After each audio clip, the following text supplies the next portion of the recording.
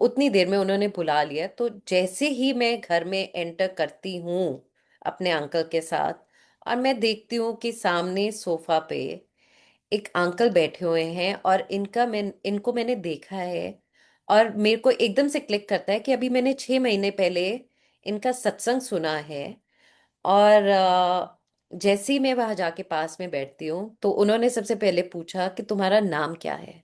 मैंने कहा अंकल स्तुति। तो कहते मैं डॉक्टर अनिल अग्रवाल हूँ।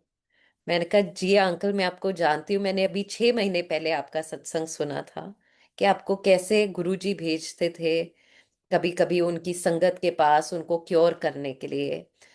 तो उन्होंने मेरे को बोला कि जो सामने हलवा प्रसाद है वो उठा के मेरे हाथ में दे दो। मैंने उनके हाथ में दे दिया। उन्होंने 3 बाइट्स खाई होंगी, और उसके बाद उन्होंने वो रखा। बातें करी, गुरुजी की बातें हुई, गुरुजी का सत्संग हुआ वहां पर बैठ के। हम चारों जनों के बीच में, मैं, मेरे अंकल, उनके फादर, मेरी मदर इन लॉ। और फिर वो कहते कि अब मैं आज्ञा लेता हूँ और मैं जाता हूँ, और बोलते हुए गए कोई घबराने की जरूरत नहीं है, सब ठीक होना है, सब ठीक होना है। कोई ऐसी डरने वाली कोई बात नहीं है।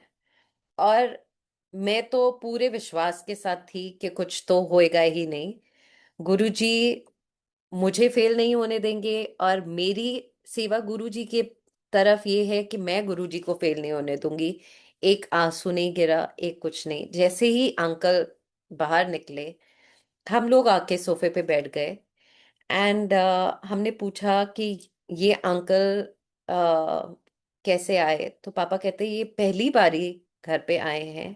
इनका मुझे कॉल आया, एम्स में थे, और एम्स की तरफ से वो कहते उनका कॉल आया कि धवन अंकल, मैं गुड़गांव आ रहा हूँ, मुझे आपके घर आना है। और जो वो फ्रिज के अंदर हलवा पड़ा है, मैं वो खाना चाहता हूँ आपके घर में आके।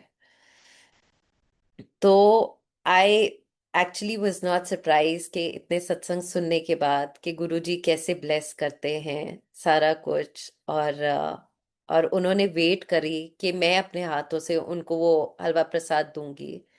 और मम्मी ने गरम करके रखा, और उन्होंने वेट किया जब तक हम घर नहीं आए। और यहाँ पर ये पार्ट शुरू होता है कि कैसे गुरुजी हर कीमो के बाद बुलाने लग गए। और मैं एंटर करती थी, कभी कोई जल प्रसाद होता था,